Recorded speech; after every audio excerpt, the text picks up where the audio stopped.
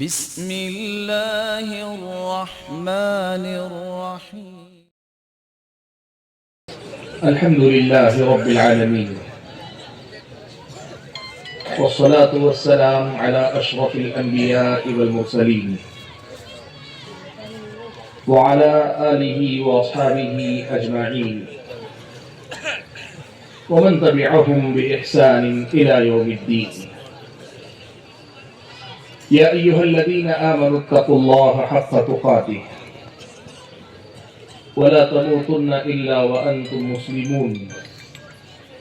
يا أيها الناس اتقوا ربكم الذي خلقكم من نفس واحدة وخلق منها زوجها وبث منهما رجالا كثيرا ونساء واتقوا الله الذي تساءلون به والأرحام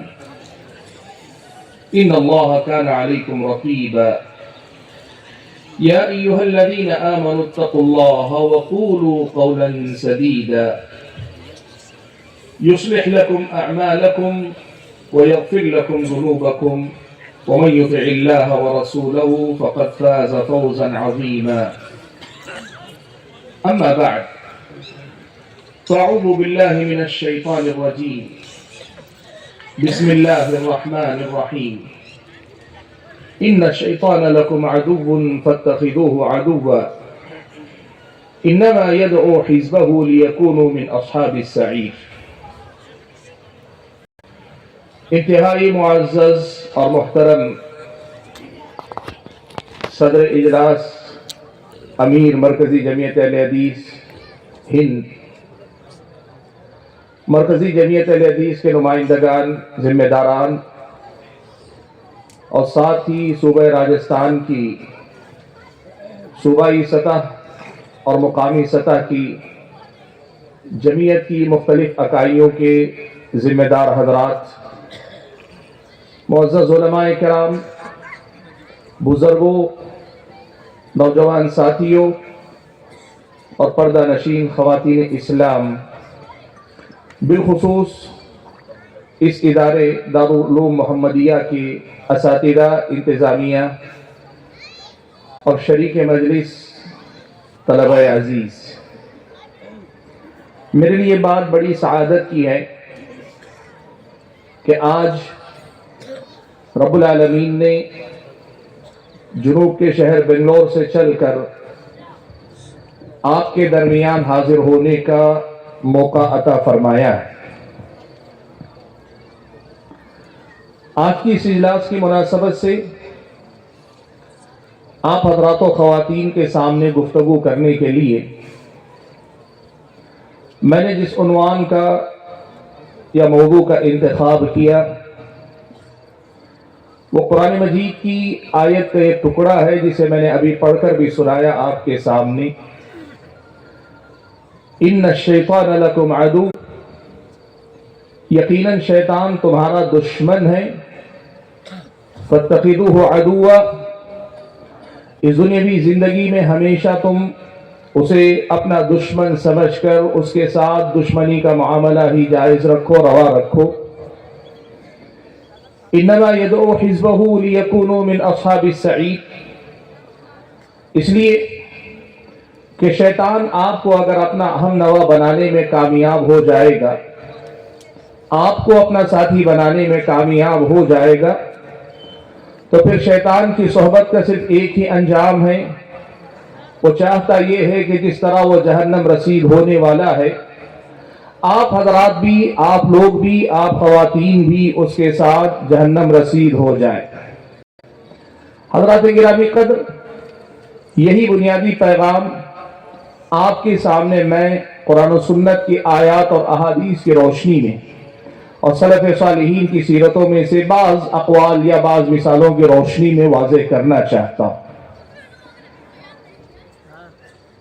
بھائیوں، یہ بات یاد رکھیں، ہماری اور آپ کی زندگی کا جو سفر ہے، اس کی قدر و قیمت اللہ تبارک و تعالیٰ کی بندگی سے وابستگی میں ہے۔ زندگی وہی اچھی جو اللہ تبارک و تعالیٰ کی بندگی میں گزرے۔ زندگی وہی میرے اور آپ کے حق میں مفید ہے جو اللہ تبارک و تعالیٰ کے بندگی کے دائرے میں کٹے، اور ہم اور آپ جب تک دنیا میں رہیں اللہ تبارک و تعالیٰ کی بندگی کرتے رہیں۔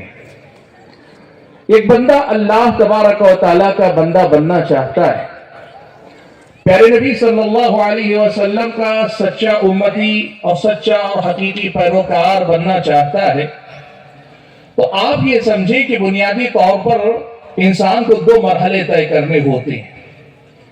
ایک مرحلہ ہوتا ہے گمراہی سے نکل کر ہدایت تک پہنچنے کا مرحلہ، کفر سے نکل کر اسلام تک آئے، شرک سے نکل کر توحید پر آئے، بدعات سے نکل کر سنت کا پیروکار بن جائے، بے دینی کی زندگی چھوڑ کر با مقصد اور دین پر کاربند رہنے والی زندگی اپنائے، گناہوں میں ڈوبی ہوئی زندگی سے باہر نکل کر اپنے آپ کو نیکیوں میں اٹھنے بیٹھنے والا، جینے والا، سانس لینے والا، چلنے پھرنے والا بنا لے۔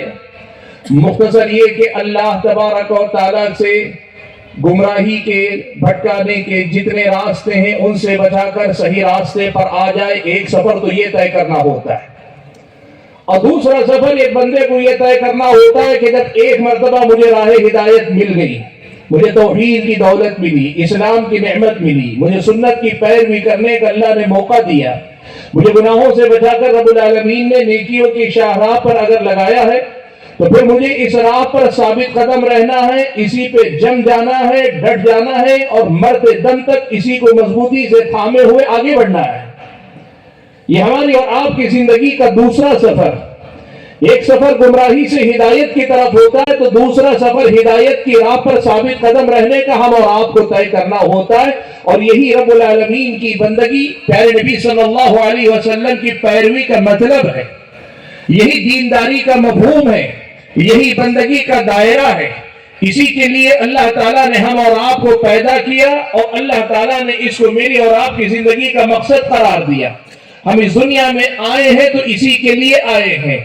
ہم نے یہ کیا، کچھ اور نہیں کیا تو سب کچھ کر لیا، اور دنیا میں سب کچھ کیا، یہ نہیں کیا تو ہم نے کچھ نہیں کیا۔ زندگی اصل میں یہی ہے کہ ہم اور آپ اللہ تبارک و تعالیٰ کی طرف زندگی بھر مسلسل سفر کرتے جائیں، کرتے جائیں، کرتے جائیں۔ سبحان اللہ، میرے اور آپ کے عمل میں بڑی کمزوری ہے، بڑی کوتاہی ہے، بڑی کمی ہے، بڑا نقص ہے، بڑے عیب ہیں، بڑی کمزوریاں ہیں۔ اس لیے یہ دعویٰ تو نہیں ہو سکتا کہ رب العالمین تک پہنچ جائیں گے، لیکن زیادہ اہم یہ ہے کہ منزل تک پہنچو نہ پہنچو، منزل تک لے جانے والے راستے پر جمے رہو، ڈٹے رہو، لگے رہو، اس راستے سے چمٹے رہو۔ نبی علیہ السلام نے ایک بڑی پیاری تعبیر استعمال کی، آپ نے فرمایا وَعَضُّ عَلَيْهَا بِالنَّوَاجِذِ، یہ راستہ ایک مرتبہ ہاتھ آ جائے تو اگر اس کو اپنے ہاتھوں سے سنبھال نہ سکو تو دانتوں میں، اپنے داڑوں میں دبا کر صحیح، لیکن اس راستے کو مضبوطی سے پکڑے رہو۔ یہی مجھے اور آپ کو کرنا ہے۔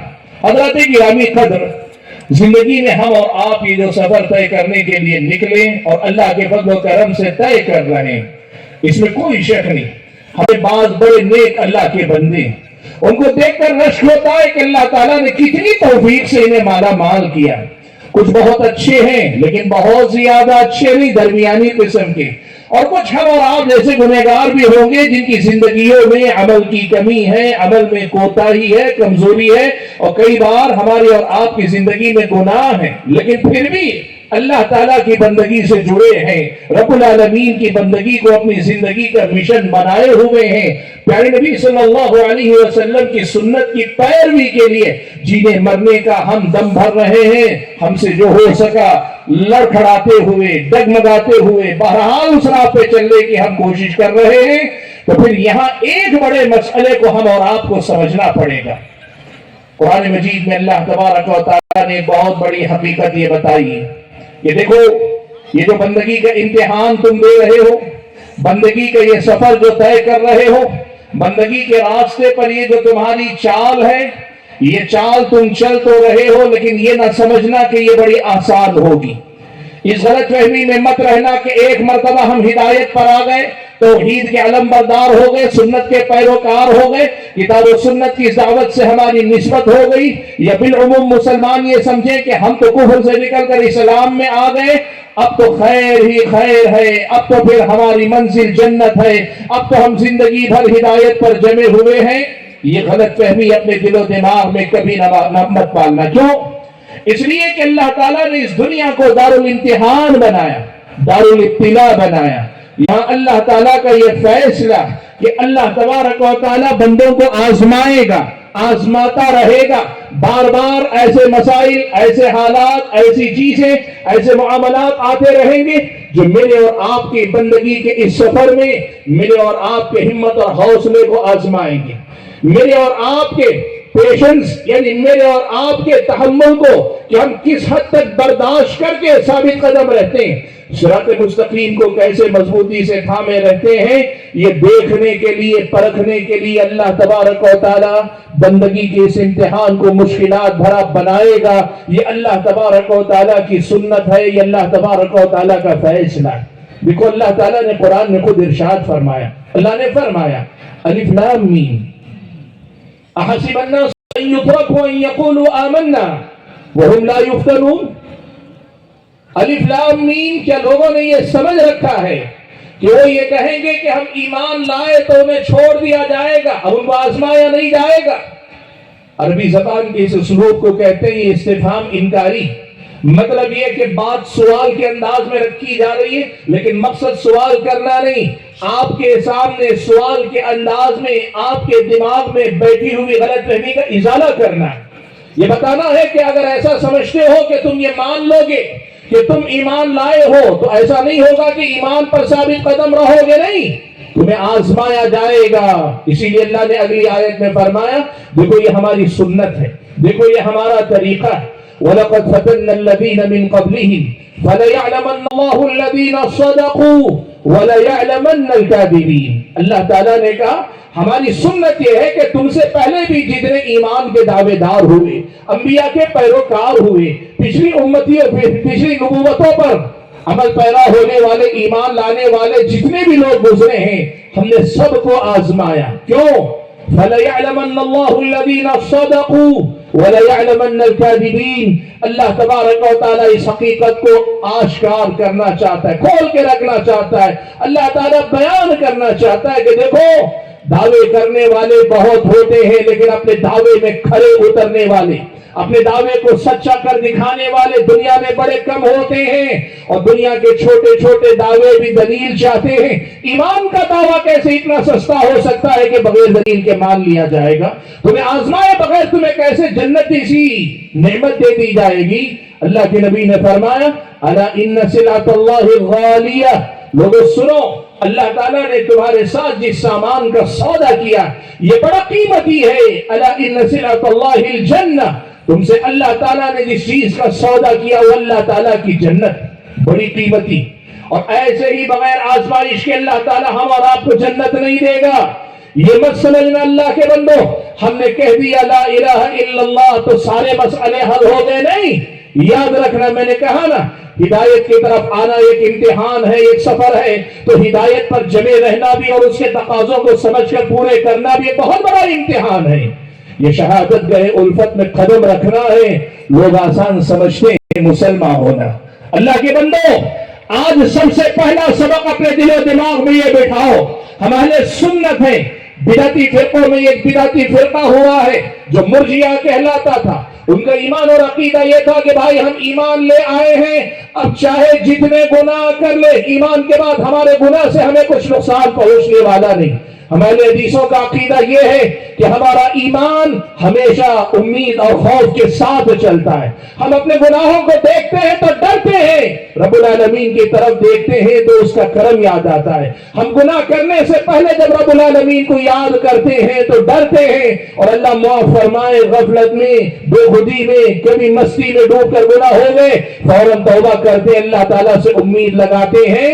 یہ بے فکری کی زندگی جینے والے ہم اور آپ نہیں۔ حضرات گرامی قدر، بات جو کہنا چاہ رہا ہوں یہ اس حقیقت کو یاد رکھو کہ یہ دنیا اللہ تعالیٰ نے بنائی ہے، یہاں میری اور آپ کی آزمائش ہوگی، ایمان اور عقیدے کی آزمائش ہوگی، ہماری اور آپ کی عبادتوں میں ہماری آزمائش ہوگی، ہمارے اخلاق اور کردار میں ہماری آزمائش ہوگی، ہمارے معاملات میں ہماری آزمائش ہوگی، ہماری انفرادی زندگی میں ہماری آزمائش ہوگی، ہماری گھریلو زندگی، ازدواجی زندگی، عائلی زندگی، ہم اپنی بیوی کے ساتھ، بیویاں اپنے شوہروں کے ساتھ، ہم اپنی اولاد کے ساتھ، اپنے والدین کے ساتھ، اپنے خاندان قبیلے کے ساتھ، اپنے پڑوسیوں کے ساتھ، اپنے مسلمان بھائیوں کے ساتھ، اور یہاں رہنے والے غیر مسلموں کے ساتھ، اور اتنا ہی نہیں، اسلامی شریعت تو یہ بتاتی ہے کہ ہمارے آس پاس چلنے پھرنے والے یہ جو جاندار ہیں، جانور ہیں، یہ کتا ہے، یہ بلی ہے، ان سب کے ذریعے اللہ تعالی ہماری اور آپ کی آزمائش کرتا رہے گا۔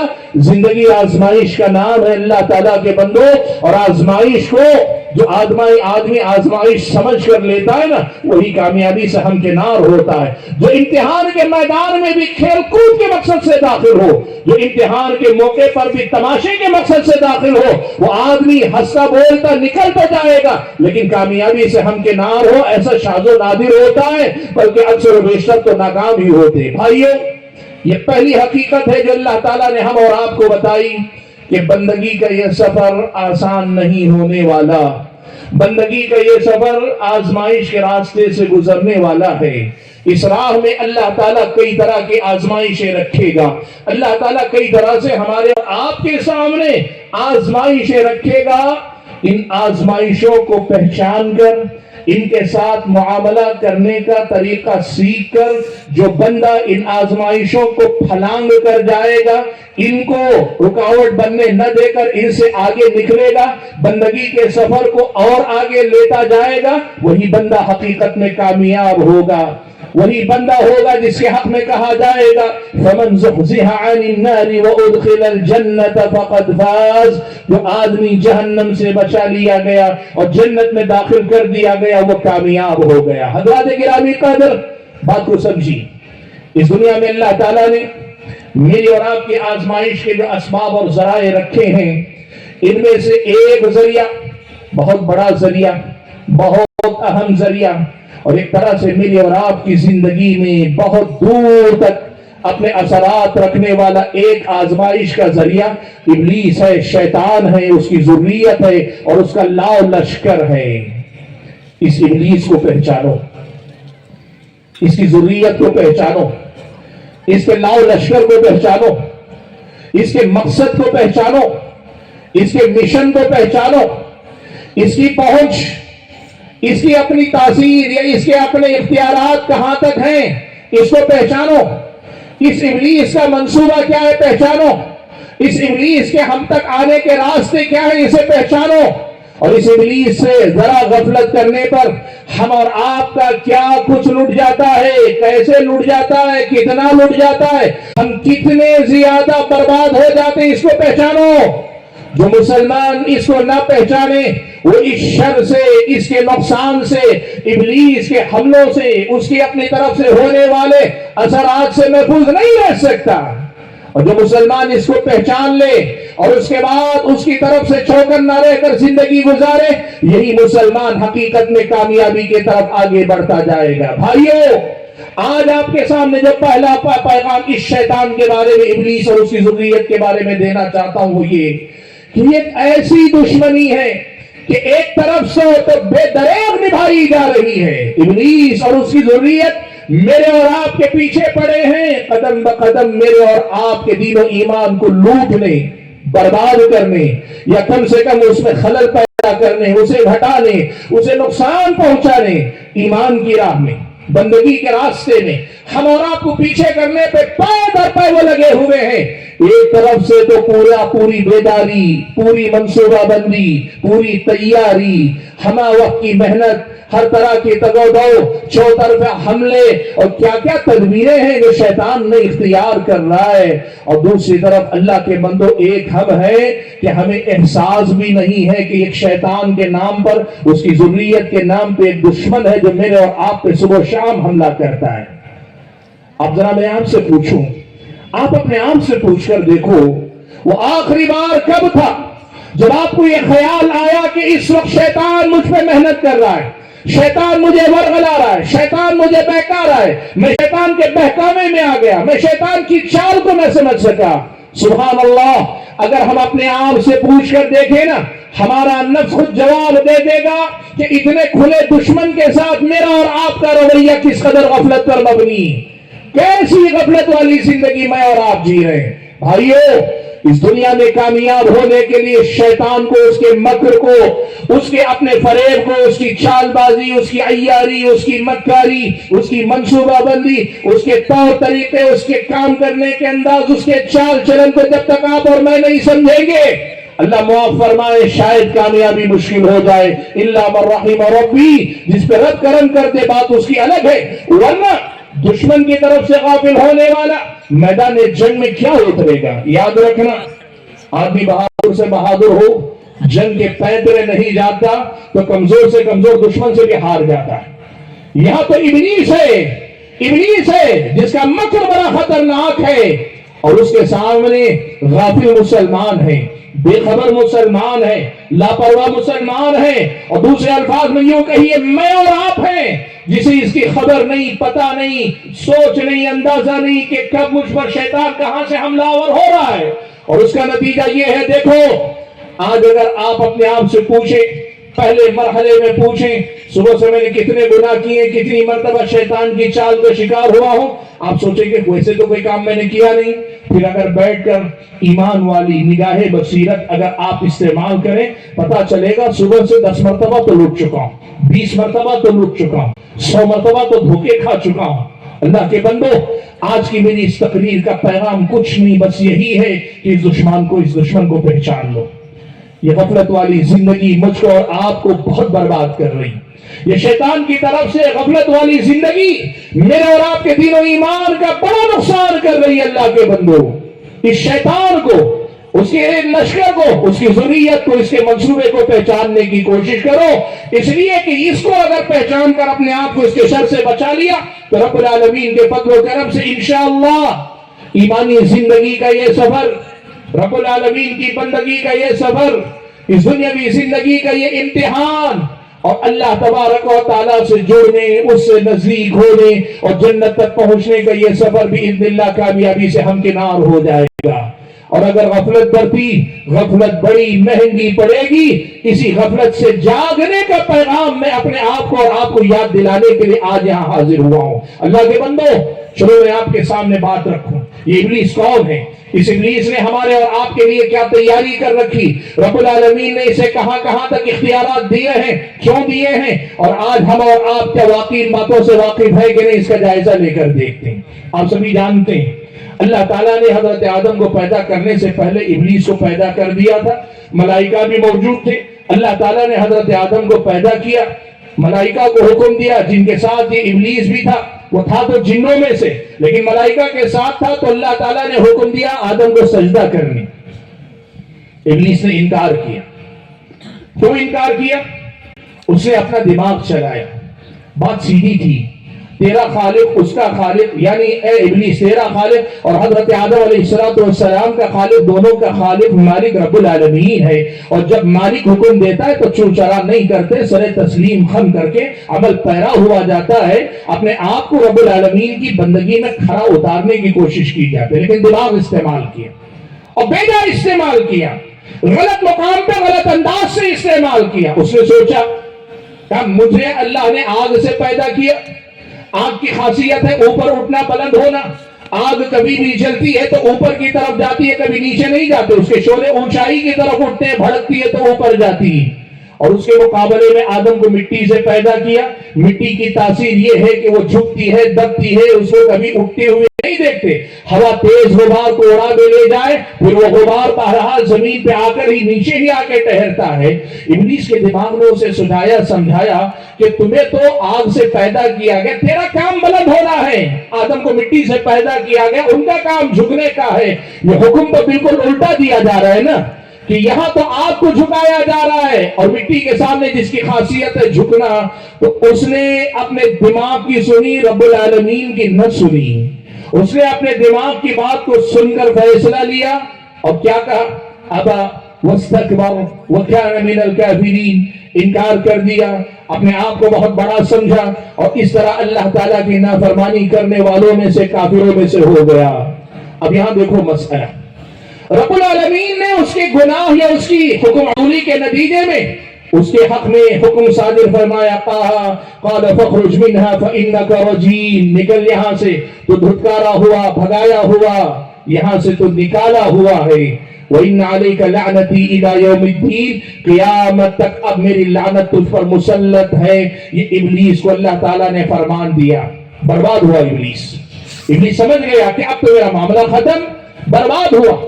اس نے کیا کیا؟ حضرت آدم علیہ السلام کے سلسلے میں اب ایک موقف اپنایا۔ ابلیس کا ماننا یہ ہے آدم کی وجہ سے میں برباد ہوا ہوں، سبحان اللہ، آدم کی وجہ سے میں برباد ہوا ہوں۔ کہ واقعتاً حضرت آدم کی وجہ سے، اس میں حضرت آدم کا کوئی قصور نہیں۔ حضرت آدم نے کیا کہا، کیا کیا، اس کا معاملہ تو رب العالمین سے تھا نا، نافرمانی رب العالمین کے حکم کی ہے، لیکن یہ شیطان ہے اور شیطانی مزاج کی یہ خصوصیت ہے کہ غلطی خود بھی کرے تو ذمہ داری کسی اور پہ ڈالنے کے لیے کسی نہ کسی کو تیار کرے، تلاش کرے۔ آپ دیکھ لیں نا، یہ شیطانی مزاج ہمارے اندر بھی بہت سارا پایا جاتا ہے۔ کتنی مرتبہ ہم غلطی خود کرتے ہیں لیکن کوشش کرتے ہیں اپنی غلطی کسی اور کے سر منڈ دیں، کسی اور کے سر ڈال دیں۔ معلوم کر لیں، مثال کے طور پر بچوں کو بھی آپ دیکھتے ہوں گے، بچہ سامان لے کے جا رہا ہے، نیچے گرا دیتا ہے اور فوراً اسے پتا چلتا ہے میں نے غلطی کی، دائیں بائیں دیکھتا ہے، اس نے مجھے یہ کہا، اس وجہ سے میرے ہاتھ سے برتن چھوٹ کے گر گیا۔ یہ شیطانی مزاج اللہ کے بندو، غلطی نہ ماننا، اپنی غلطی تسلیم نہ کرنا، جب غلطی کرے تو خود کرے، لیکن الزام دینے کی بات آئے تو سامنے والے پہ کسی پر الزام ڈالنے کی کوشش کرے۔ ابلیس نے یہی کیا، حضرت آدم علیہ السلام پہ الزام ڈال دیا، اور نہ صرف الزام ڈالا بلکہ اپنی اگلی زندگی بھر کے لیے اس نے یہ اپنا مشن بنا لیا۔ کیا مشن؟ ابلیس نے کہا آدم اور آدم کے اولاد کو برباد کرنا یہی میری زندگی کا مشن ہے، یہی میری زندگی کا مقصد ہے، میں ایسے ہی اب اس کے بعد اس کی اور اس کی اولاد کی بربادی کے لیے اپنی زندگی لگا دوں گا۔ اس نے اللہ تعالیٰ سے کئی باتوں کی مہلت مانگی اور کئی باتوں کے سلسلے میں اس نے اللہ تعالیٰ کے سامنے اپنا منصوبہ رکھا۔ میں یہاں کہنا چاہوں گا، کئی بار ہمارے بعض حضرات ایک تعبیر استعمال کر لیتے ہیں، کہتے ہیں شیطان نے اللہ تعالیٰ کے سامنے چیلنج کیا۔ نہیں، اللہ کے بندو، کیا اوقات شیطان کی کہ وہ اللہ کو چیلنج کرے؟ وہ شیطان مردود ہے، شیطان بے وقت ہے، بے حیثیت ہے، وہ چیلنج ہی نہیں، وہ اللہ تبارک و تعالیٰ سے مہلت مانگ رہا ہے، کہہ رہے انظرنی الی یوم یبعثون، اے اللہ تعالیٰ مجھے ذرا مہلت دے دینا اس دن تک جس دن ایک سب دوبارہ اٹھائے جائیں گے، یعنی قیامت تک مجھے پہلے مہلت دے دینا۔ ایک کام، اب شیطان کا مشن سمجھیے آپ، ابلیس نے یہ ٹھان لیا کہ سب سے پہلے میری زندگی قیامت تک کے لیے دراز کر دے، لمبی کر دے میری عمر، اور یہ مہلت کس لیے چاہیے؟ اس نے اپنا مشن اور منصوبہ بتایا، کہا میں آدم اور آدم کی اولاد کو برباد کرنا چاہتا ہوں، اور برباد کرنے کے لیے کیسے آؤں گا؟ کہا ثم لآتینہم من بین ایدیہم ومن خلفہم وعن ایمانہم وعن شمائلہم، کہا اللہ تعالیٰ میں آدم کی اولاد کے پاس آگے سے بھی آؤں گا، پیچھے سے بھی آؤں گا، دائیں سے بھی آؤں گا، بائیں سے بھی آؤں گا، یوں کہیے چوطرفہ میں ان پہ حملہ کروں گا، چوطرفہ میں ان پہ حملہ کروں گا، اور نتیجہ کیا ہوگا؟ وَلَا تَجِدُ أَكْثَرَهُمْ شَاكِرِينَ، اے اللہ تعالیٰ اپنے بندوں میں سے تو اکثر کو شکر گزار فرما بردار نہیں پائے گا۔ یہ بات اس نے اللہ تعالیٰ کے سامنے رکھی، منصوبہ، کھلا منصوبہ اس نے اللہ تعالیٰ کے سامنے ذکر کیا، اور اللہ تعالیٰ نے قرآن میں بتا دیا۔ اور یہ ایک ایسا منصوبہ، ایک ایسی جنگ ہے جہاں اور آپ لڑ رہے ہیں جس میں دشمن کی ہر چال، ہر تدبیر کا ہمیں پتا ہے، اور سبحان اللہ ہم وہ نادان جنگجو ہیں جو دشمن کا منصوبہ معلوم رکھ کر بھی اس سے ہار جاتے ہیں، سبحان اللہ۔ آپ کو معلوم ہے میدان جنگ میں دشمن کی چال کو پہچان لینا یہ اپنے آپ میں جیت کی بہت بڑی بنیاد، بلکہ آپ کہیں آدھی پوری جیت اسی میں ہو جاتی ہے اگر آپ کو دشمن کا منصوبہ پتا چل جائے۔ اور ہم نادان ایسے کہ ہمیں ہمارے دشمن کا منصوبہ معلوم ہے، قرآن میں کھول کھول کر بیان کیا گیا، لیکن اس کے باوجود ہم اور آپ ہیں اکثر اس شیطان سے ہار جاتے، شکست کھا جاتے ہیں۔ حضرات گرامی قدر، دوسرا پہلو اسی بات میں یہ بھی دیکھو، آج اگر آپ سے کہہ دیا جائے ابھی اس میدان سے باہر نکلو گے، کوئی تمہاری جان لے لے گا، کوئی تم پہ حملہ کر دے گا، بہت سارے تو اس میدان سے نکلیں گے ہی نہیں، اور اگر ضرورت پر مجبور ہو کر نکلے، کتنے چوکنا رہیں، کتنی بے چوکنا ہو کر دائیں بائیں دیکھتے ہوئے جائیں، بس چلے تو 4-6 ساتھیوں کو ساتھ لے کر جائے، اور یہ بھی دیکھیں آگے سے نہیں، پیچھے سے نہیں، دائیں سے نہیں، بائیں سے نہیں۔ یہ جو ہماری ظاہری زندگی، یہ ہمارے جسم، یہ ہماری اور آپ کی جان، اس کی فکر جتنی ہم اور آپ کرتے نا، یہ غلط نہیں، یہ ہونا چاہیے۔ کہیں بھی خطرہ ہو تو آدمی اپنی احتیاط ضرور کرے، لیکن سوال یہ ہے اپنی ظاہری جسم سے زیادہ قیمتی میرا اور آپ کا دین و ایمان ہے اللہ کے بندو۔ ہماری جان سے زیادہ قیمتی میرا اور آپ کا دین و ایمان ہے۔ جس قدر چوکنے، جس قدر بیدار، جس قدر ہوشیار ہم اپنی جان کے تئیں نظر آتے ہیں، کیوں نہیں ایسا ہوتا کہ ہم اپنے دین و ایمان کے لیے اس سے کہیں زیادہ بیداری کا ثبوت دیں؟ ہمارے دل و دماغ ہمیشہ کھلے رہے کہ کب شیطان مجھ پہ حملہ کر رہا ہے، کہاں سے مجھ پہ حملہ کر رہا ہے، میں کہاں شیطان کی چال میں پھنس رہا ہوں، اس کی کون سی تدبیر مجھ پر کارگر ثابت ہو رہی ہے، یہ ہم کیوں نہیں سوچتے اللہ تعالیٰ کے بندو؟ یہی تو اصل میں مسئلہ ہے کہ جس دشمن کا منصوبہ کھلا ہے اس دشمن سے ہم ہار رہے ہیں۔ اللہ کے بندو، بات اور آگے لے چلتا ہوں کہ شیطان کی ترقی کی جو تدبیریں ہیں، یہ اس کی پہنچ ہے، اس سلسلے میں کچھ اور باتیں قرآن و سنت میں مجھ کو اور آپ کو بتائی گئی۔ ایک بات یہ بتائی گئی، اللہ تعالیٰ نے قرآن مجید کے اندر یہ بات بیان کی، مفسرین نے بھی لکھی یہ بات کہ ایک تو ابلیس خود ہے، دوسری اس کی اپنی اولاد، ابلیس کی جو ذریت، ابلیس کی ذریت ساری کی ساری یہ نافرمان ابلیس کی طرح یہ بھی نافرمان ہوں گے، اور ان کے بعد شیاطین الانس والجن، جنوں میں سے جو نافرمان ہوتے ہیں اللہ تعالیٰ کے، وہ شیطان کے معاون اور مددگار بن جاتے ہیں۔ انسانوں میں سے جو اللہ تعالیٰ کے نافرمان اور باغی بنتے ہیں، وہ شیطان کے آلہ کار بن جاتے ہیں، اس کے ساتھی اور مددگار بن جاتے ہیں۔ اب شیطان کا جو لشکر ہے نا، پہچانو اس کو۔ آپ کا دشمن ایک صرف ابلیس نہیں، اس کے ساتھ پورا ایک لشکر، اور اس کا لاؤ لشکر کون ہے؟ سب سے پہلے وہ خود، اس کی ساری ذریت، اس کے بعد جنوں اور انسانوں میں کے نافرمان سرکش انسان، یہ سارے کے سارے یہ شیطانی لشکر ہیں، اور ان میں سے کوئی بھی مجھ پر اور آپ پر اپنے دین و ایمان، میرے اور آپ کے دین و ایمان کو لوٹنے کے لیے حملہ کر سکتا ہے، کرتے ہیں۔ کئی بار جنوں میں سے اور کئی بار انسانوں میں کے شیطان، انسانوں میں کے بگڑے ہوئے، انسانوں میں سے بہکے ہوئے، انسانوں میں سے بھٹکے ہوئے ایسے لوگ جو بظاہر انسان ہیں لیکن بباطن وہ شیطان ہیں، وہ ظاہری لبادہ اور لباس کو انسانوں والا پہن کر ہیں، لیکن اپنی سوچ، اپنی فکر، اپنے طریقہ کار، اپنے عقیدے کے اندر وہ شیطانی ہیں، وہ شیطان کے مشن کو آگے بڑھانے والے یہ پورا لشکر ہے جو میرے اور آپ کے پیچھے لگا ہے۔ اب یہ کیا کرتے ہیں پتہ ہے؟ سبحان اللہ، پیارے نبی صلی اللہ علیہ وسلم نے شیطان کے کام کرنے کے طریقے کے سلسلے میں کئی باتیں بیان فرمائی۔ ایک بات اللہ کے نبی نے یہ بیان فرمائی کہ شیطان کیا کرتا ہے، روزانہ صبح پانی پر اپنا تخت بچھاتا ہے، اور اس کے بعد اپنے سارے کارندے، اپنے لشکری، اپنے فوجیوں کو بھیجتا ہے کہ جاؤ زمین میں پھیل جاؤ اور آدم کی اولاد کے پیچھے لگ جاؤ، انسانوں کے پیچھے لگ جاؤ، اور پھر شام میں بلا کر سب سے رپورٹ بھی لیتا ہے، آج دن بھر تم نے کیا کیا، ایک ایک سے رپورٹ لیتا، تو نے کیا کیا، تو نے کیا کیا، رپورٹ لیتا ہے۔ اللہ کے نبی نے کہا ایک شیطان آئے گا اور آ کر یہ کہے گا میں میاں بیوی کے پیچھے پڑ گیا، صبح سے لگا رہا یہاں تک کہ دونوں کو آپس میں لڑانے کے بعد دونوں میں جدائی ڈالنے میں کامیاب ہو گیا، اور جدائی ڈال کر واپس آیا ہوں۔ اللہ کے نبی نے فرمایا ابلیس اسے اپنے قریب کرے گا اور کہے گا نام انت، ہاں کمال تو نے کیا، واقعی کارنامہ انجام دے کر تو آیا۔ بھائیو، اس حدیث میں 2-3 باتیں بڑی اہم ہیں، ان کو سمجھیے۔ پہلی بات، روزانہ صبح آپ اپنے گھر سے نکلتے ہو کہ نہ نکلتے ہو، نماز فجر کے لیے مسجد آتے ہو کہ نہ آتے ہو، گھر سے نکلتے ہوئے ذکر پڑھ کر اہتمام کر کے کاروبار کے لیے نکلتے ہو کہ نہ نکلتے ہو، لیکن ابلیس اور اس کی ذریت میرے اور آپ کے لیے میدان میں نکل کر آتی ہے روزانہ۔ ہر دن صبح ایک لشکر ہے جو ہماری اور آپ کی بستیوں پر، ہمارے گھروں پر، ہمارے نفوس پر، ہمارے اور آپ کے دل و دماغ پہ حملہ کرنے کے لیے آتے ہیں۔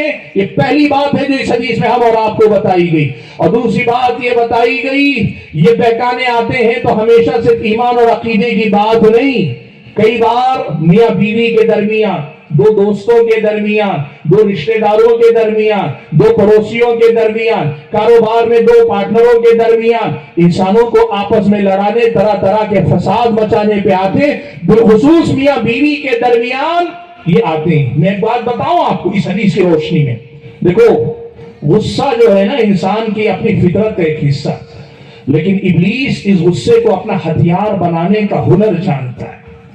وہ ہمارے اور آپ کے غصے کو اپنا ہتھیار بنا کر بہت کچھ ہمارا بگاڑ دیتا ہے، بہت کچھ لوٹ لیتا ہے۔ میں اکثر ایک مثال دے کر کہتا ہوں، طلاق کے جتنے مسائل آتے ہیں نا، ان طلاق کے مسائل میں 95 سے 99% مسائل میں آدمی یہی کہتا ہے میں غصے میں تھا اور میں نے طلاق دے دی۔ سبحان اللہ، یہ بات سمجھو، آج ایک طلاق دو، یا لوگ غلطی سے جو کرتے 3 طلاق دو۔ طلاق غصے میں دی جانے والی چیز ہے ہی نہیں، طلاق کوئی غصے کا فیصلہ نہیں۔ میں نے اپنے علاقے میں کبھی مذاق میں کہا تھا لوگوں سے، اب آج وہ آپ سے بھی کہتا ہوں، سنو، کبھی آپ نے سنا ہے میں غصے میں جا کے شادی کر لیا؟ اور جب غصے میں نکاح نہیں کرتے ہو تو غصے میں طلاق کی کیا بات بنتی ہے؟ اللہ تعالیٰ کے بندو سمجھو یہ بات، جس طرح نکاح کرنے کے لیے دیکھ بھال کرتے ہو، مشورے کرتے ہو، ذمہ داروں کے ساتھ بیٹھتے ہو، سرپرستوں کے ساتھ بیٹھتے ہو، اور بیٹھنے کے بعد پوری ہوش مندی میں کسی کو اپنی زندگی میں لاتے ہو نا، طلاق اور خلا کا فیصلہ چاہے مرد کی طرف سے چاہے عورت کی طرف سے ہو، یہ ہنگامی فیصلہ نہیں، یہ غصے میں لیا جانے والا فیصلہ نہیں، یہ جھگڑے میں لیا جانے والا فیصلہ نہیں۔ ہوتا کیا ہے؟ اس حدیث میں اللہ کے نبی نے جو بات بتائی وہی بات ہوتی ہے۔ ہمیں غصہ آتا ہے اور شیطان عین اس موقع پہ ہم اور آپ پہ حملہ کرتا ہے اور ہمارے غصے کو اس قدر بڑھا دیتا ہے کہ وہ ہمارے ذہن کو معاف کر دے، ہمارے ذہن کو ایک طرح سے معطل کر دے، اور آدمی غصے کی شدت میں طلاق دے دیتا ہے۔ اور اکثر و بیشتر تو جہالت، لا علمی کی وجہ سے یہ سمجھتے ہیں کہ ایک ساتھ 3 طلاق دوں گا تبھی طلاق ہوتی، کہتے ہیں طلاق طلاق طلاق۔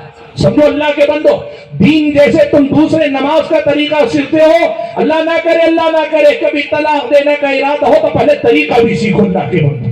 یہ جو برباد ہو رہے ہیں نا اس کے پیچھے یہ ہماری جہالت ہے۔ بہرحال مجھے زیادہ دور نہیں جانا، بات جو میں کہنا چاہ رہا ہوں وہ یہ، اس حدیث نے ہم اور آپ کو بتایا کہ ابلیس نہ صرف یہ کہ کام پہ لوگوں کو لگا رہا ہے، وہ باقاعدہ محاسبہ کر رہا ہے، جائزہ لے رہا ہے کہ ہم اور آپ پر کیسے محنت کریں۔ بھائیو اگلی حدیث آپ کو سناتا ہوں۔ پیارے نبی صلی اللہ علیہ وسلم نے بتایا شیطان میری اور آپ کی زندگی میں کہاں تک عمل دخل رکھتا ہے۔ اللہ کے نبی نے فرمایا کہ تم میں سے ہر آدمی کے ساتھ 2 قرین ہیں، یہ قرین من الملائکہ اور دوسرا قرین من الجن۔ نبی نے فرمایا تم میں سے ہر آدمی کے ساتھ 2 ساتھی لگے ہوئے ہیں، ایک فرشتوں میں سے تمہارا ساتھی ہوتا ہے اور دوسرا جنوں میں سے تمہارا ایک ساتھی ہوتا ہے۔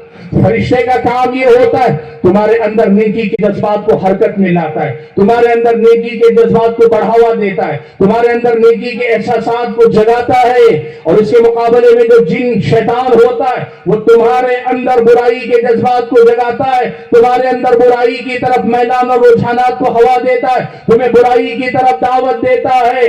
صحابہ نے اللہ کے نبی سے پوچھا اللہ کے نبی اگر آدم کے بیٹوں میں سے سب کے ساتھ ایسا ایک شیطان لگا ہوا ہے تو اللہ کے نبی بتائیے کہ آپ کے ساتھ بھی ہے؟ کہ آپ کے ساتھ بھی ایسا کوئی شیطان کوئی جن لگا ہوا ہے؟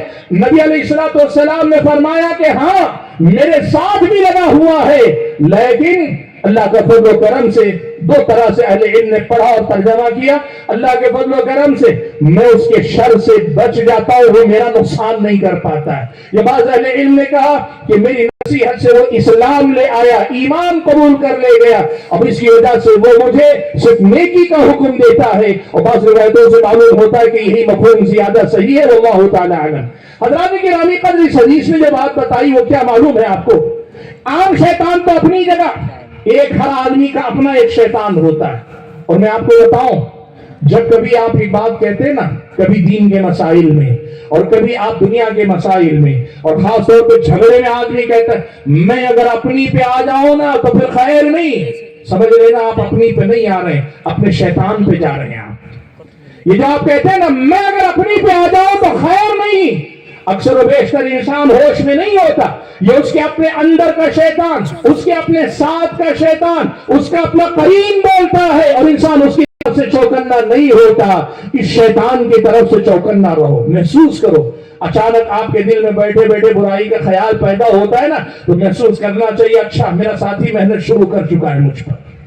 आप बैठे हुए हैं, झगड़े में गुस्सा आ रहा है कि इसको ऐसी की तैसी कर दूंगा, आपको कहना चाहिए अच्छा मेरा शैतान मेरे मौके का फायदा उठाना चाहे। अपने शैतान को पहचानो।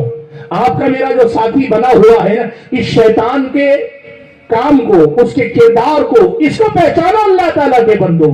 हज़रात गिरामी पर चलिए एक और हदीस अल्लाह के नबी की बताता हूं। इस शैतान की पहुंच मेरी और आपकी जिंदगी में कहां तक अल्लाह ने रखी। सुभान अल्लाह, रब्बुल आलमीन बड़ा हिकमतों वाला, उसका हर फैसला हिकमतों भरा है। उसने जो रखा, जैसे रखा, वो ऐन हिकमत के लिए रखा है। लेकिन उसका कमाल ये है कि उसने जो भी फैसला किया, उसके खैर और शर के अक्सर पहलुओं से जो जरूरी थे, अल्लाह ने हमें और आपको आगाह कर दिया। शैतान को अल्लाह ने एक और पहुंच दी। क्या दी मालूम है? प्यारे नबी सल्लल्लाहु अलैहि वसल्लम मस्जिद नबवी में एतिकाफ में बैठे हुए, जरूरत के लिए उम्महातुल मोमिनीन में से हजरत सफिया आई, कुछ बात करनी थी। अल्लाह के नबी मस्जिद के सहन में खड़े हजरत सफिया से बात कर रहे हैं। शराब का वक्त है, अंधेरा है, और ऐसी हालत में अल्लाह के नबी अपनी अहलिया मुहतरमा उम्मुल मोमिनीन हजरत सफिया के साथ महवे गुफ्तगू है। दो सहाबियों का वहां से गुजर हुआ, दो इंसान गुजरे। पहले तो वो ठिठक गए कि ये कौन खड़े हैं, एक मर्द और औरत अंधेरे में हैं, और पहले तो ठिठक गए, फिर जब गौर से देखा तो पहचान गए कि अल्लाह के नबी खड़े हैं। वो दोनों के दोनों सलाम करके बाअदब आगे निकल लिए। अल्लाह के नबी सल्लल्लाहु अलैहि वसल्लम ने दोनों को वापस बुलाया। इन दोनों सहाबा से कहा, इन्नहा सफिया, सुनो, जिस खातून के साथ मैं खड़ा होना वो सफिया है, मेरी अपनी बीवी है। सहाबा कांप गए, अल्लाह के बंदों, सहाबा कांप गए, कहने लगे अल्लाह के नबी, आपके बारे में कोई गलत ख्याल हम कैसे कर सकते हैं? नबी अलैहिस्सलाम ने उनकी तसल्ली की, कहा मसला तुम्हारा नहीं। नबी ने फरमाया, इन्ना शैतान यजरी मिन इब्नि आदम मजरा दम। अल्लाह के बंदो, ये बात याद रखना, तुम्हारा ईमान है, लेकिन यह ईमान के साथ एक मामला ये भी है, आदम के अंदर, इंसान के अंदर, आदम के बेटे के अंदर शैतान बराबर उसके खून के साथ दौड़ता रहता है। अल्लाह के बंदो, हम में से हर इंसान के खून के साथ शैतान गर्दिश करता रहता है, उसकी रसाई मेरे और आपके दिलो दिमाग तक होती है। इसीलिए ये शैतान बड़े कारगर अंदाज में वसवसे डालता रहता है, तरह तरह के ख्यालात पैदा करता रहता है, और बड़ी कामयाबी से मुझको और आपको बहकाने, वरगलाने, भटकाने, इधर की उधर करने, और कई बार अच्छाई को बुराई दिखाने, बुराई को अच्छाई करके दिखाने, और पता नहीं कितने काम ये शैतान मेरे और के दिलो दिमाग पे मेहनत करके कर ले जाता है। सुभान अल्लाह, कुरान मजीद की जो आखिरी सूरत हम और आप पढ़ते हैं ना, कुल अऊज़ु बिरब्बिन नास मलिकिन नास इलाहिन नास, कह दीजिए मैं पनाह मांगता हूं। किसकी पनाह? रब्बिन नास, लोगों के रब की, मलिकिन नास, लोगों के मलिक बादशाह की, इलाहिन नास, लोगों के माबूद हकीकी की। किससे पनाह मांगता हूं? मिन शर्रिल वसवासिल खन्नास, उस वसवसा डालने वाले शैतान के शर से अल्लाह की पनाह में आता हूं, जो वसवसे डालता है पीछे हट जाता है, वसवसे डालता है पीछे हट जाता है। मिनल जिन्नति वन्नास, और ऐसा करने वाले जिन्नों में से, शैतानों में से भी है, और ऐसा करने वाले इंसानों में से भी हैं, जो कान में कोई बात फूंक जाते हैं, कान में कोई बात डाल जाते हैं, उनकी कहीं एक बात जिंदगी का चैन और सुकून छीन लेती है। सुभान अल्लाह, मैंने एक मिसाल कभी दी थी, वो आज फिर आपको आपके सामने भी दूं। क्या होता है, एक मियां बीवी खुशगवार जिंदगी गुजार रहे हैं, बीवी मुतमईन है, शौहर मुतमईन है, दोनों के दोनों अपनी जगह पे मुतमईन है। खातूने खाना के पास कोई पड़ोसन आती है, कोई रिश्तेदार आती है, कोई सहेली आती है, और पूछती है शादी को कितने साल हुए? 2 साल हुए, 3 साल हुए, 10 साल हुए। अच्छा तुम्हारी सालगिरह कब आती है? फला तारीख को आती है। अच्छा तुम्हारे शौहर हर सालगिरह पे तुम्हें कोई तोहफा वोफा देते हैं कि नहीं देते? बीवी कहते नहीं, आज तक तो नहीं दिया। कहा अच्छा ऐसा है? नहीं, मोहब्बत करने वाले शौहर आमतौर पर अपनी बीवियों को तोहफे दिया करते। हो गई बर्बाद, डाल गई वसवसा, یہ انسانوں میں کے وسوسہ ڈالنے والے میاں بیوی راضی ہیں، وہ اپنے تحفے کے بغیر بھی مطمئن ہیں، لیکن اس نے دل میں خیال ڈال دیا تمہارا شوہر پوری محبت نہیں کرتا، اگر محبت کرتا دستور زمانہ کے مطابق تمہیں تحفے دیا کرتا۔ من الجنت والناس، شیطان تو شیطان ہے، انسانوں میں کہ کتنے ایسے ہیں جو یہ وسوسے ڈال جاتے ہیں، اور یہ وسوسے ڈالنے والے صرف اسی مسئلے میں نہیں آتے ہیں۔ آدمی بیمار ہے کتنے دن سے، 1 مہینہ ہو گیا، ڈاکٹر کو دکھایا، ہاں 6-7 ڈاکٹر ہو گئے، کچھ طبیعت میں فرق نہیں، میرا خیال ہے ایک مرتبہ فلاں مزار کی تمہیں زیارت کر لینی چاہیے، بہت سارے لوگوں کو وہاں سے شفا ملی۔ یہ شیطانوں میں سے نہیں، جنوں میں سے نہیں، انسانوں میں کے وسوسہ ڈالنے والے لوگ ہیں جو آپ کے میرے دین و ایمان پہ ڈاکہ ڈالنے کے راستے کھولتے ہیں۔ اللہ کے بندو پہچانو، شیطان اور اس کا لشکر میری اور آپ کی زندگی میں کہاں تک پہنچ رکھتا ہے۔ حضرات گرامی قدر، یہ کچھ آیات اور احادیث جن کی روشنی میں نے آپ کے سامنے یہ بات رکھنے کی کوشش کی کہ شیطان میری اور آپ کی زندگی میں کہاں تک پہنچ رکھتا ہے۔ اب ذرا چلیے شیطان کے کام کرنے کا طریقہ کیا ہے۔ سبحان اللہ، اگر اس موضوع پہ میں بات کروں، قرآن بھرا پڑا ہے، ترجمے کے ساتھ قرآن پڑھا کرو، اور قرآن کی جو بنیادی تعلیم ہے توحید، رسالت، آخرت، یہ شیطان کے حق کنڈے وغیرہ، یہ موٹی موٹی باتیں اللہ تعالیٰ نے آسان کی ہیں پڑھنے سمجھنے والوں کے لیے۔ ہمارے ہاں بڑا غلو ہے، ایک طرف یا تو لوگ قرآن پڑھنے کو سرے سے گمراہی کہہ دیتے، کوئی ترجمہ نہیں پڑھتا، یا پھر کچھ بھائی قرآن پڑھنے پہ آتے ہیں تو سمجھتے ہیں کہ اب میں ہی مولوی، میں ہی مفتی ہوں، مجھے کسی عالم کی ضرورت نہیں۔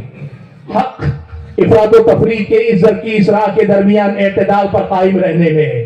بھائیو قرآن مجید پڑھا کرو، شیطان مجھ پر اور آپ پر کس راستے سے کہاں کہاں کیسے حملہ کرتا ہے، قرآن میں اللہ تعالیٰ نے جا بجا مجھ کو اور آپ کو بتایا ہے۔ میں جو وقت میرے پاس بچا اس وقت میں کوشش کروں گا ایک دو اہم باتیں آپ کے سامنے ذکر کر لوں۔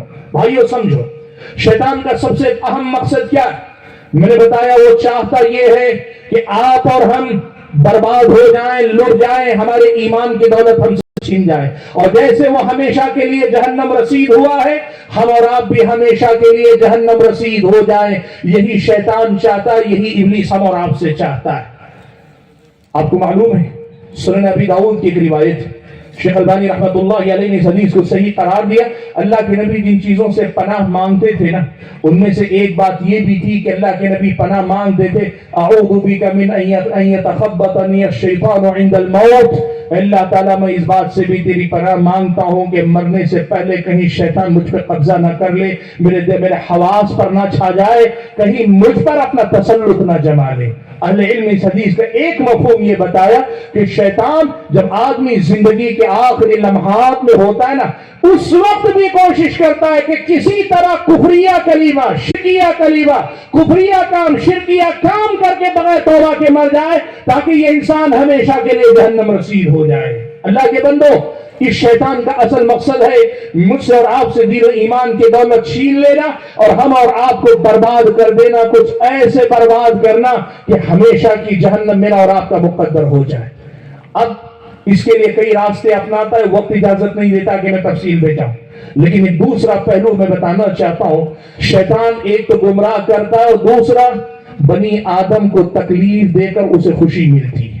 وہ بنی آدم کو تکلیف دیتا ہے، ستاتا ہے، پریشان کرتا ہے، جسمانی طور پر، ذہنی طور پر کئی طرح سے وہ پریشان کرتا ہے۔ قرآن مجید میں اللہ تعالیٰ نے فرمایا انما النجوى من الشیطان لیحزن الذین آمنوا، شیطان منافقین کے کانوں میں جا کے کانا پھوسی کرتا ہے، اور وہ آ کر لوگوں میں کانا پھوسی کرتے ہیں تاکہ دو لوگ کانا پھوسی کرے تو تیسرے آدمی کو تکلیف ہو، وہ اپنے آپ میں تکلیف محسوس کرے۔ شیطان یہ طریقہ منافقین کو سکھاتا ہے۔ ذہنی تکلیف بھی شیطان دیتا ہے، جسمانی تکلیف بھی شیطان دیتا ہے۔ یہ جادو، یہ جو مس شیطان کا جو ہے کسی انسان کو تکلیف دینا، جسمانی تکلیف دینا، یہ شیطان کے راستوں میں سے میں مثال دینے کے لیے دو واقعات سنا لیتا ہوں۔ پیارے نبی صلی اللہ علیہ وسلم کے پاس ایک صحابی آئے، کہنے لگے اللہ کے نبی جب سے اسلام قبول کیا ہے میرے جسم کے ایک حصے میں درد ہے، اور بعض روایتوں سے معلوم ہوتا ہے کہ ہاتھ میں صحابی نے کہا، یعنی میں نے جب سے اسلام قبول کیا تب سے میرے ہاتھ میں درد ہے۔ سبحان اللہ، ایک صحابی آئے کہنے لگے اللہ کے نبی جب سے اسلام قبول کیا میرے گھر میں اولاد نہیں ہو رہی ہے، اور میرے گھر کے جانوروں نے بچے جننا چھوڑ دیا ہے، اور ایک نے آ کر کے اللہ کے نبی یہ واقعہ فلاں گھر میں منتقل ہونے کے بعد سے ہو رہا ہے۔ شیطان کیا کرتا ہے پتا ہے آپ کو؟ انسانوں کو تکلیف میں ڈالتا ہے اور پھر وہاں سے انسان کو گمراہی کی طرف لے کر جانا چاہتا ہے. دیکھو سمجھو ایک بات، انسانوں کو تکلیف دے کر سب سے پہلے تو اسے خوشی ملتی ہے، اور دشمن کی تکلیف سے دشمن خوش ہوتا ہے. میں نہ تکلیف دوں، کوئی اور ہی دے دے، پھر بھی اگر میری تربیت نہ ہو تو مجھے اپنے دشمن کی بربادی پہ خوشی ہوگی. ابلیس پہلے تو خوش ہوتا ہے، اس کی ذریت خوش ہوتی ہے اگر انسانوں کو تکلیف میں دیکھیں. اور یاد رکھو ان کا مقصد صرف آپ کو تکلیف میں دیکھنا نہیں، آپ کی تکلیف کو آپ کی بربادی کی سیڑھی بنانا چاہتے ہیں، آپ کی تکلیف کو آپ کی بربادی کا راستہ بنانا چاہتے ہیں.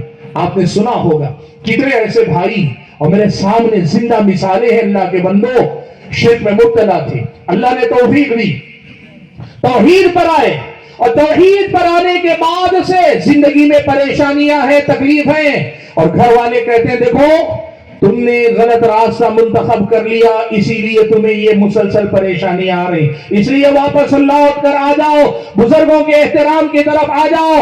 تم جسے توحید کہتے ہو یہ بزرگوں کی ناقدری اور توہین ہے، اس لیے واپس لوٹ کر آ جاؤ. صحابی کہتے ہیں میں نے جب سے اسلام قبول کیا میرے ہاتھ میں درد ہے. نبی علیہ السلام نے ان کو دعا سکھائی، کہا 3 مرتبہ بسم اللہ کہو، اور اس جگہ ہاتھ رکھ کر بسم اللہ 3 مرتبہ کہو جہاں درد ہے، اور اس کے بعد یہ دعا پڑھو 7 مرتبہ، اعوذ بعزت اللہ وقدرتہ من شر ما اجد واحاذر.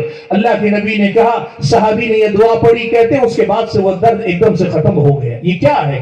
شیطان چاہتا یہ ہے کہ آپ کی تکلیف کو آپ کی بربادی کا ذریعہ بھی بنا لے. دیکھو میں ایک مثال دیتا ہوں سمجھ میں آئے گی بات. آدمی پریشان ہوتا ہے، اور جب پہلے تکلیف آتی ہے نا، کہتا ہے اللہ کی مرضی، مجھے اللہ پر بھروسہ، اللہ شفا دے گا، علاج معالجہ کرواتا ہے.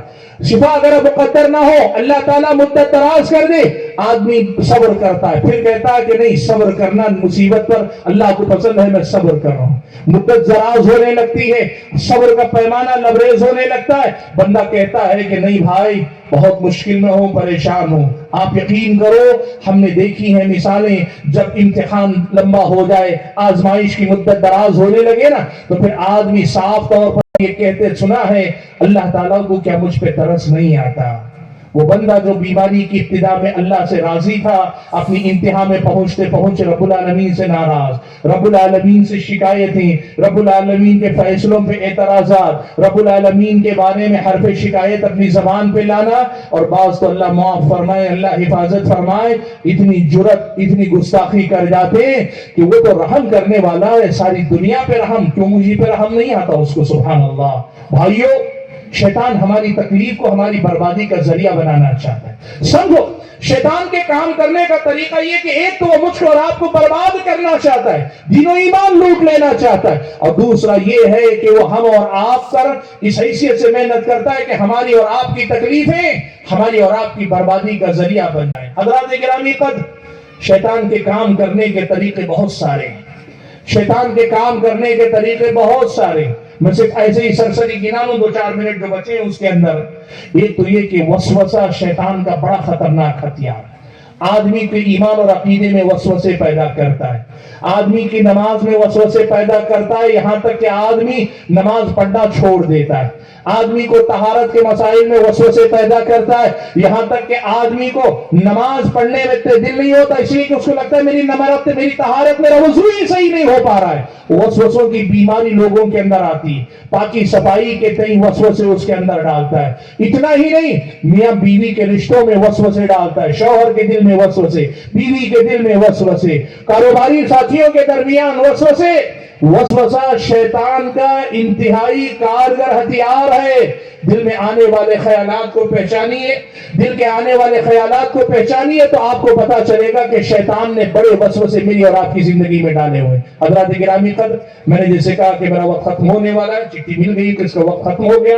میں مختصر یہ کہنا چاہ رہا ہوں، شیطان کے کام کرنے کے طریقوں کو پہچانو اور اپنے آپ کو اس سے بچانے کی کوشش کرو. رب العالمین سے میں دعا کرتا ہوں کہ اللہ تعالیٰ مجھے اور آپ سبھی حضرات اور خواتین کو ابلیس مردود، اس کی ذریت، اس کے لاؤ لشکر اور اس کے منصوبوں کو پہچان کر، خود کو بچ کر، اپنے بھائیوں کو اور دنیا کے سارے انسانوں کو بچا کر جنت کی طرف اپنا سفر طے کرتے رہنے کی توفیق عطا فرمائے. آمین. میں شکر گزار ہوں مقامی جمعیت، راجستھان کی جمعیت اور مرکزی جمعیت کے ذمہ داروں کا کہ آپ نے مجھے یہاں مدعو کر کے ہمارے ان بھائیوں اور بہنوں سے گفتگو کرنے کا موقع دیا. اللہ تعالیٰ آپ کی ان کوششوں کو آپ کے میزان حسنات میں شامل فرمائے. آمین. وآخر دعوانا الحمدللہ رب العالمین. اللہ کے دین کی دعوت اور لوگوں تک پہنچانے کے لیے اس ویڈیو کو ضرور لائک، شیئر، کمنٹ اور سبسکرائب کریں.